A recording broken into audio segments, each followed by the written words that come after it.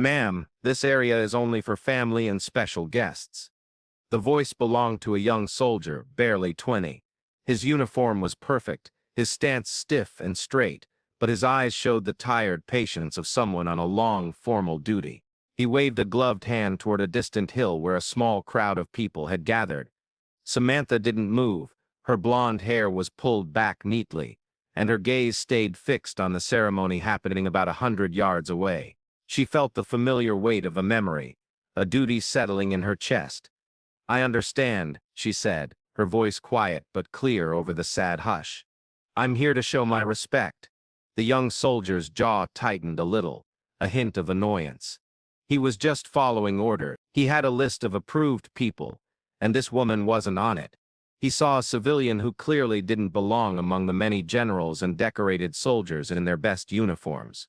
"The public viewing area is over there," he repeated, his tone firm, leaving no room for argument. He was about to turn away when Samantha raised her hand.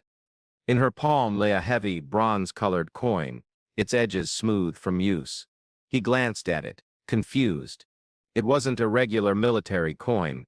It was clearly custom-made, showing a helicopter with a Valkyrie wing design over it. He saw no name, no rank, just an unfamiliar emblem. He shook his head to dismiss it. "Ma'am, I can't help you. Please move to the other area." His dismissal was complete. He had made up his mind, and for him, the matter was closed. But Samantha Morgan hadn't flown a broken Blackhawk through a storm of enemy fire by accepting the first no she was given. She stayed exactly where she was, her calm look a silent challenge to his certainty. The young soldier, Miller, felt a jab of irritation. The woman wasn't yelling or making a scene, which in a way was worse. Her quiet stubbornness disturbed the serious, orderly mood of the funeral. He squared his shoulders, puffing out his chest slightly in a show of power that seemed practiced, not natural. "Ma'am, I won't ask you again. This is a restricted zone."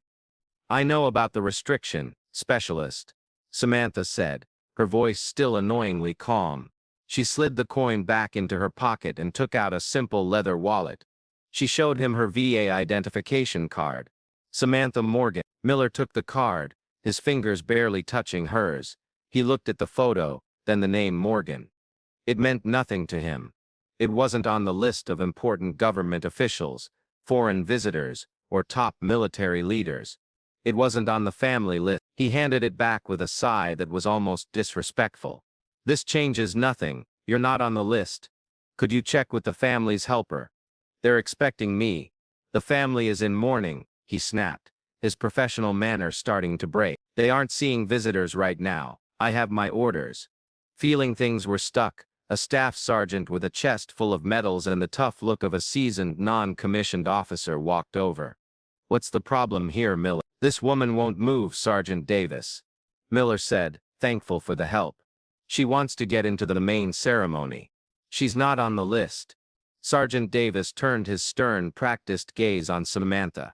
It was a look meant to quiet unruly young soldiers and put civilians in their place. He was a man who lived by rules, who saw the world in clear terms of right and wrong, allowed and not allowed. He looked at her simple blue shirt, her plain pants, her civilian bag. She didn't fit. "Let me see your ID," he ordered, his voice deep and rough. Samantha handed over her VA card again. Davis took it and stared at it much longer than needed, tilting it in the light as if expecting the writing to vanish. "Morgan," he mumbled, testing the name. "Don't know it. Did you serve with the general?" "I did," Samantha replied.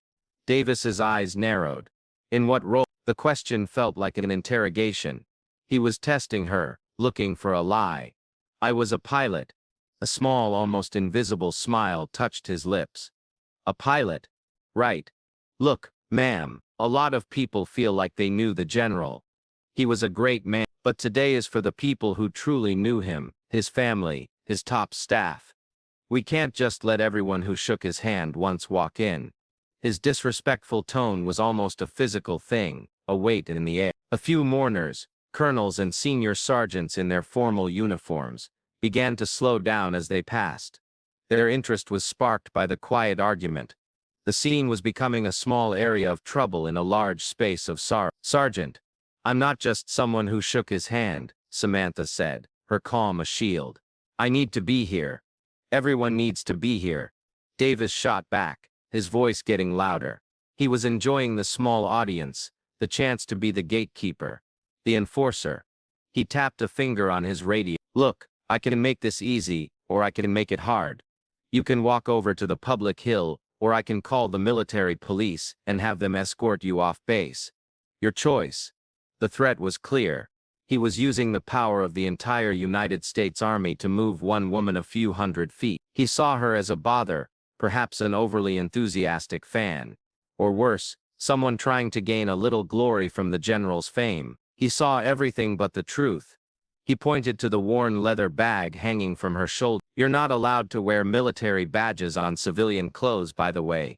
He was grasping for reasons now, misremembering a rule he only half knew, but it sounded official enough. He was building his case, not for a report, but for the people watching. He needed them to see him as the reasonable one.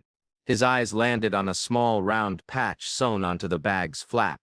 It was faded, its colors washed out by a sun much harsher than Virginia's. It showed a helicopter inside a cross, the symbol for medical air transport, a dust-off patch. To Sergeant Davis, it was just another unauthorized decoration, a prop in this woman's story. What's that supposed to be? He asked, his tone dripping with scorn. Some kind of fan club patch. As he spoke, the world around Samantha seemed to disappear. The dull gray of Arlington vanished, replaced by the blinding, sun-baked landscape of Kandahar province. The smell of damp earth and cut grass was gone, replaced by the memory smell of hot hydraulic fluid, sharp gunpowder, and the metallic tang of blood. The patch on her bag was no longer just a piece of cloth. It was a doorway. She was back inside her Blackhawk, the vibrations of the rotors a familiar heartbeat in her bones. She felt the sudden drop as the aircraft touched down in a cloud of brown dust, the ramp slamming down before the skids had fully settled. She heard the urgent, desperate shouts of the ground team as they loaded a stretcher. The soldier on it, pale and still, his arm hanging over the side, wore the 2nd Infantry Division patch, General Wallace's unit. Through the noise, she heard the calm, steady voice of her lead pilot, a man she'd trusted with her life 100 times. His voice, cutting through the headset's static and engine roar, was a lifeline. We're not leaving anyone behind, Morgan. Load him up. The memory lasted less than a second, a flash of powerful sensations, but it was more real than the self-important sergeant in front of her. That patch wasn't just a decoration, it was a promise. It was a piece of her soul she'd left in the dust of a forgotten war. A war that Sergeant Davis, with his local medals and parade ground stiffness, couldn't possibly understand. She blinked, and the green lawns of Arlington snapped back into focus. Her expression hadn't changed, but something inside her had turned into pure, unyielding steel. Standing a short distance away, partly hidden by a grand old oak tree, was a man whose sorrow showed in the lines on his face. Command Sergeant Major Reynolds, retired, was a monument of military poise, even in his dark civilian suit. He had served 30 years, 20 of them with General Wallace. They had risen together from the dirt of a live-fire training exercise to the clean strategy rooms of the Pentagon. Wallace had been the officer, the leader, the visionary. Reynolds had been his strong arm, his guide, and his oldest friend. He had noticed the disturbance at the edge of the area. At first he was annoyed. A funeral for a man like Wallace demanded perfect order. But as he watched, his annoyance turned to curiosity. The woman was unnaturally calm. He'd seen that kind of calm before. He'd seen it in young soldiers just before they broke down a door, and in experienced leaders when a plan was falling apart. It was the calm of someone who had faced extreme danger and knew with absolute certainty what they could do. He couldn't hear their words, but he could read their body language. The two guards were puffing up, aggressive. The woman was still in center. He took a few steps closer, his eyes looking for details. Plain clothes, nothing special at first glance. But then he saw it. The bag, and on the bag, the patch. The faded dust-off badge hit him like a punch. His mind raced back 10 years to a noisy command tent, filled with radio static and the smell of old coffee. He remembered General Wallace, then just a one-star general, pacing like a trapped animal, listening to urgent calls from a reconnaissance team that had been ambushed and pinned down. They were taking heavy losses, running out of bullets, and air support wasn't available. It was a death sentence. Then a new voice had cut through the noise, a female pilot, calm, steady, almost peaceful. Her call sign was Valkyrie. She was flying a medical evacuation mission nearby and had heard the pleas. Against direct orders to stay away from the dangerous landing zone, she had announced she was going in. Reynolds remembered Wallace grabbing the radio handset, ordering her to stand down, telling her it was a suicide mission. And he remembered her simple, chilling reply, "Sir, you have wounded, and I have room." Reynolds looked back at the woman being yelled at by Sergeant Davis. He saw the blonde hair. He heard Davis say her name, his voice full of sarcasm. Morgan. The name clicked into place with the call sign. Valkyrie. Samantha Morgan. A cold fear washed over the old command sergeant major. He felt a wave of protective anger so strong it made his hands shake. They weren't just disrespecting a veteran, they were dishonoring the memory of the very man they were supposed to be celebrating. They were turning away one of the heroes of Wallace's own story. He didn't hesitate. He turned his back on the scene, pulling out his cell phone as he quickly walked away from the rope barrier. His thumb flew across the screen, finding a number he hadn't called in years but had never deleted. It belonged to Major General Carmichael, who was currently a director on the Joint Staff. Carmichael had been Wallace's chief assistant back in Afghanistan. He would understand. The phone was answered on the second ring. "Carmichael, sir, it's Sergeant Major Reynolds." "Retired," he said, his voice low and urgent. The words clipped. "I'm at Arlington for Wallace's service." "Sergeant Major, good to hear your voice, though I wish it were under better circumstances." "I don't have time for pleasantries, sir," Reynolds cut in, his tone sharp. "There's a situation here at the main entrance to the ceremony. They're turning a woman away. Her name is Morgan. Samantha Morgan." There was a pause on the other end of the line. Reynolds could almost hear the gears turning in the general's mind. "She has a dust-off patch on her bag, sir," Reynolds pushed, wanting to be sure. "The one from Kandahar. Call sign Valkyrie." The silence that followed was heavy with sudden understanding and shock. When Carmichael finally spoke, his voice was tight with hidden anger. "Stay there, Sergeant Major. Don't let her leave. I'm on my way." The call ended. Reynolds slipped his phone back into his pocket. He turned and watched the two guards who had now been joined by a first sergeant, making their harassment worse. He didn't step in directly. It wasn't his place anymore, but he stood his ground, a silent, watchful guardian. Help was on its way. Inside a secure office in the Pentagon, Major General Carmichael slammed his phone down on his desk with enough force to make his assistant jump. "Get me the service record for a Chief Warrant Officer Samantha Morgan," he barked, his face a thunderous mask. "Call sign Valkyrie." Now, the assistant, a young but very efficient captain, didn't ask questions. He knew that tone of voice. It was the sound of a major problem happening. His fingers flew across the keyboard, opening the Army's personnel database. "Morgan, Samantha, here she is, sir. Warrant Officer, Aviation Branch. Cross-reference her deployment history with General Wallace's command. OEF 2010 to 2012. Carmichael ordered, already putting on his uniform jacket. The captain's eyes widened as he scrolled through the file. It was page after page of awards, flight logs and mission reports. "Sir, my God, Distinguished Service Cross, 2 Distinguished Flying Crosses, Silver Star, multiple air medals, most with the V device for bravery." He paused, reading from a citation on the screen, his voice hushed with awe. "While under heavy enemy fire, then Chief Warrant Officer 2 Morgan repeatedly flew her aircraft into a dangerous landing zone to evacuate 17 critically wounded soldiers. Despite severe damage to her helicopter's tail rotor and windshield, with her co-pilot unable to help, she successfully rescued all casualties and flew the damaged aircraft back to base. Sir, the officer who recommended her for the DSC was Brigadier General Wallace." Carmichael's jaw was clenched so tight a muscle throbbed under his skin. "He didn't just recommend her, Captain. He told me that if the President ever asked him to name the single bravest soldier he ever served with, he would say her name without a moment's thought." He grabbed his service cap from its stand. "Get me a car. Inform General Peterson's staff we are coming to them, Code 3. Tell them Valkyrie is at the gate, and the old guard is turning her away." Back at the funeral, Sergeant Davis and Specialist Miller had been joined by their senior non-commissioned officer, a first sergeant, whose perfectly pressed uniform and air of weary authority signaled that no more talking would happen. He hadn't asked for Samantha's story. He had only been told there was a disruption. His job was to end it. "Ma'am," he began, his voice completely without warmth. "You have been asked many times to move to the public viewing area. You have refused. You are now causing a disturbance at a state funeral." He took a deliberate step closer, entering her personal space. "I am giving you one final order. You will leave this area immediately. If you don't obey, I will have the military police escort you from this base. You will be ticketed for trespassing." And considering this, he said, pointing a scornful finger at the patch on her bag, "You may also face charges for illegally wearing military insignia. Do you understand me?"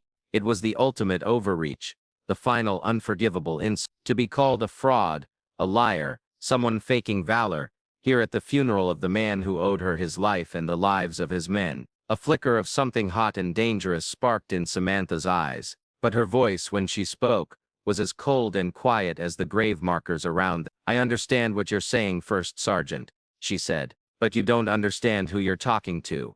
Before the First Sergeant could respond with another threat, the low hum of approaching vehicles cut through the air. A group of 3 black government sedans, their lights off but their purpose clear, pulled up silently along the service road behind the rope barrier. The guards turned, their annoyance momentarily forgotten, replaced by confusion. The doors of the lead sedan opened and Major General Carmichael stepped out, his movements sharp and angry. He was followed by his assistant and a female full colonel, but it was the man who emerged from the second car who made the blood drain from the faces of the 3 guards. General Peterson, a 4-star general, the current chairman of the Joint Chiefs of Staff, stepped out of the vehicle. He was supposed to be giving the eulogy. Instead, he was here at the perimeter, and his face was a mask of cold fury. The First Sergeant Davis and Miller snapped to attention so fast it was almost funny, their bodies stiff with shock and fear. The procession of high-ranking officers moved with a single purpose. General Peterson walked straight past the petrified guards as if they were nothing more than lawn decorations. He didn't slow, didn't even glance at them until he was standing directly in front of Samantha Morgan. The air buzzed with tension. The nearby mourners had all stopped, their attention fully captured by the drama unfolding. General Peterson looked at Samantha, his stern expression softening into one of deep respect and profound regret. He didn't say a word. Instead, he brought his right hand up in a salute so sharp, so perfect it could have been shown in a training manual. It was a gesture of deep respect, of honor, from one of the most powerful military officers in the world, to the modest woman in the blue shirt. Instinctively, Major General Carmichael, the colonel, and every other uniformed person within sight followed their leader's example. A wave of salutes rippled through the crowd, a silent, powerful tribute that washed over the scene and left the 3 guards standing alone in their ignorance. After a long moment, General Peterson lowered his hand. "Chief Morgan," he said, his voice deep and strong, filled with an emotion that stunned everyone watching. "It is an honor to see you. General Wallace spoke of you often. He once told me that if it weren't for Valkyrie, he'd have come home from Kandahar 10 years earlier in a flag-draped coffin." He turned not just to the guards, but to the entire gathering, his voice rising with clear authority, making sure everyone could hear. "For those of you who do not know this woman, let me introduce you to a living legend. This is Chief Warrant Officer 4 Samantha Morgan, retired. On the night of October 12, 2011, in the Arkanda Valley, a place most of us pray we never have to see, then Chief Warrant Officer 2 Morgan flew her medical helicopter, call sign Dustoff 71, into the very mouth of hell. He paused, letting the words sink in. The silence was absolute. A company of Rangers from then Brigadier General Wallace's command was surrounded, taking heavy losses, and about to be overwhelmed. Air support was denied due to the extreme danger. It was a death sentence. But Chief Morgan, hearing their calls on the emergency channel, ignored a direct order to stay clear of the area. With her aircraft taking constant machine gun and rocket fire, with her co-pilot seriously wounded, and her tail rotor shredded, she did not land once, not twice, but 3 times in that kill zone. 3 times she flew into the heart of the fire. She personally pulled wounded men onto her aircraft, while her crew chief provided cover fire. She saved 17 men that night. 17 sons, husbands and fathers came home because this woman refused to leave them behind. He let his gaze sweep over the crowd, over the generals and the newest recruits, the politicians and the families. General Wallace is being buried here today because he lived to complete a 30-year career. He lived to see his grandchildren. He lived because of the actions of this woman. The hero of that day is not the man we are mourning, great as he was. The hero of that day is standing right here.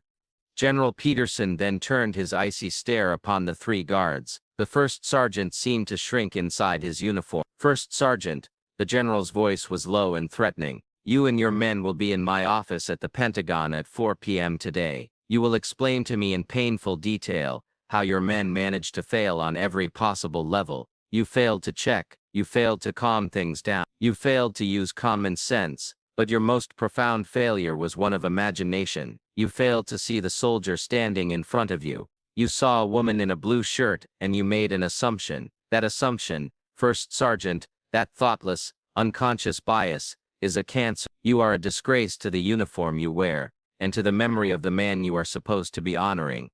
The first sergeant opened his mouth, a stuttered apology forming on his lips, but the general cut him off with a sharp wave of his hand. He turned back to Samantha, his expression softening once more. Chief, what would you have them learn from this? What should I tell them? All eyes were on Samantha. She stood with a quiet grace that seemed to shine from her. She looked not at the general, but at the pale, terrified face of young Specialist Miller. General, she said, her voice clear and carrying, the rules are the rules for a reason. They keep us alive. They ensure the mission gets done. They don't have a gender. They don't care what you look like. The problem is never the rule itself. The problem is when we decide in our own minds who we're going to apply it to. Don't make the rules easier. Just apply them fairly to everyone. That's all. As she spoke the word standards, her mind flashed back one last time, not to the dust and chaos, but to the quiet focus of her cockpit in the moments before that final landing. The main warning panel was lit up like a Christmas tree. Screaming alarms filled her headset,